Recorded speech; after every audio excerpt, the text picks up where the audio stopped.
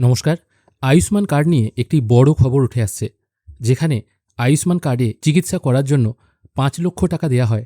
এখন কিন্তু কার্ড পিছু ৮ থেকে ১০ লক্ষ টাকা কিন্তু আপনারা পেতে পারবেন। এখানে যে সংবাদটি উঠে আসছে সেটা আমরা আগে দেখে নেব, যেখানে বলা হয়েছে আয়ুষ্মান ভারত প্রকল্পে কার্ড পিছু স্বাস্থ্য বিমার সীমা ৫ লক্ষ টাকা থেকে বাড়িয়ে অন্তত ৮ লক্ষ, সম্ভব হলে ১০ লক্ষ করার জোরালো দাবি উঠল সংসদের স্বাস্থ্য ও পরিবার কল্যাণ বিষয়ক স্থায়ী কমিটির বৈঠকে।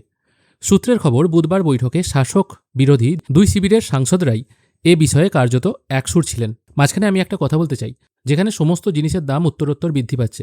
গ্যাসের দাম বাড়ছে, পেট্রোল ডিজেলের দাম বাড়ছে, দৈনন্দিন খাবার জিনিসের দাম বাড়ছে, ঔষধের দামও কিন্তু দিনের দিন বৃদ্ধি পাচ্ছে।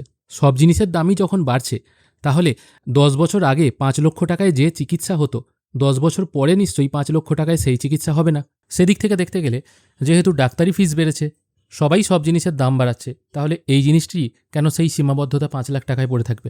আরও বলা হচ্ছে, সরকারি ও বেসরকারি স্বাস্থ্য পরিষেবার সহজলভ্যতা নিয়ে আয়োজিত এদিনের বৈঠকে উপস্থিত ছিলেন নীতি আয়োগের প্রতিনিধিরাও।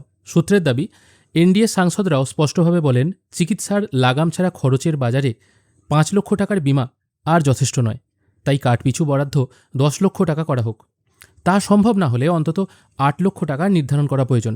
এ প্রসঙ্গে সাংসদের যুক্তি, বর্তমানে ক্যান্সার, হৃদরোগ বা অন্য জটিল অসুখে আক্রান্ত হলে ৫ লক্ষ টাকার সীমা দ্রুত ফুরিয়ে যায়।